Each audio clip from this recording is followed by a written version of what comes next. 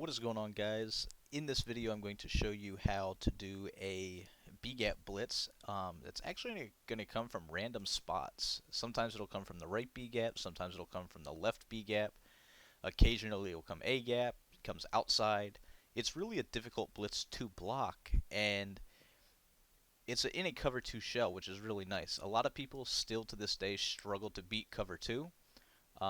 So anytime that we're able to have a cover 2 blitz, we obviously like to scheme around it. The main importance of this blitz, though, is since it is in nickel 3-3-5, we already have a run defense out of this formation that is hands down the best run defense in the game. You simply can't run a dive, you can't run a toss, you can't run inside zone. I mean, you're pretty much just boxed if you run the ball.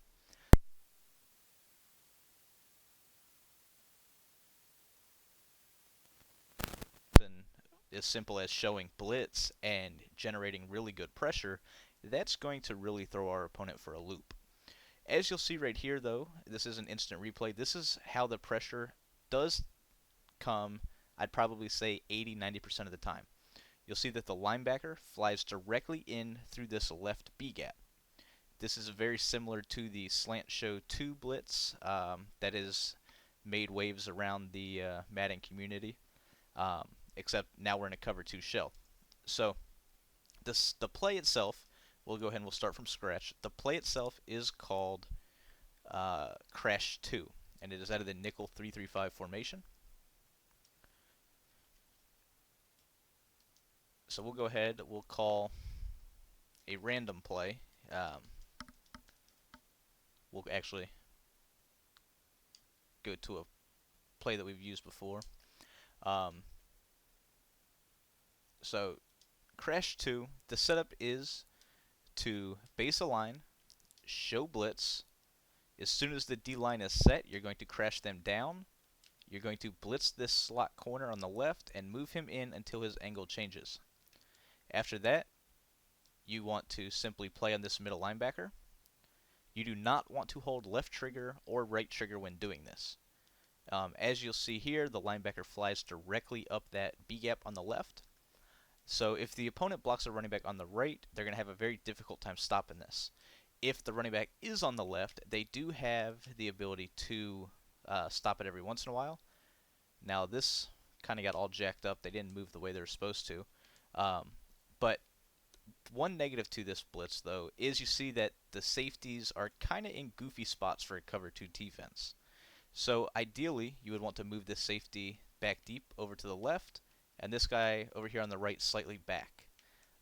Those are just optional adjustments, things that I would recommend. You do not have to do those for the blitz to come in, though. As you see right here, this time we did get A gap. So as I've already mentioned, the play does generate random pressure. Sometimes it will come A gap, sometimes it will come B gap, sometimes it will come outside. It's really just kind of goofy, to be honest. Your opponent really has no idea where the pressure's coming from.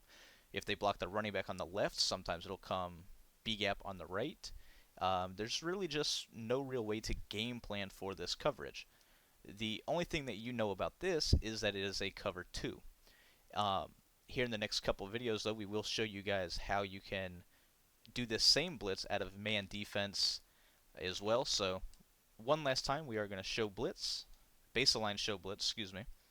You're going to crash the defensive line down after they set, blitz the corner on the slot left, and bring him in. You can it's optional to move those safeties if you want. Play on this middle linebacker. Do not hold left or right trigger, and hike the ball. Now this time you saw it did come outside. So that is pretty much what I was saying. You're going to have it come B gap, outside, A gap.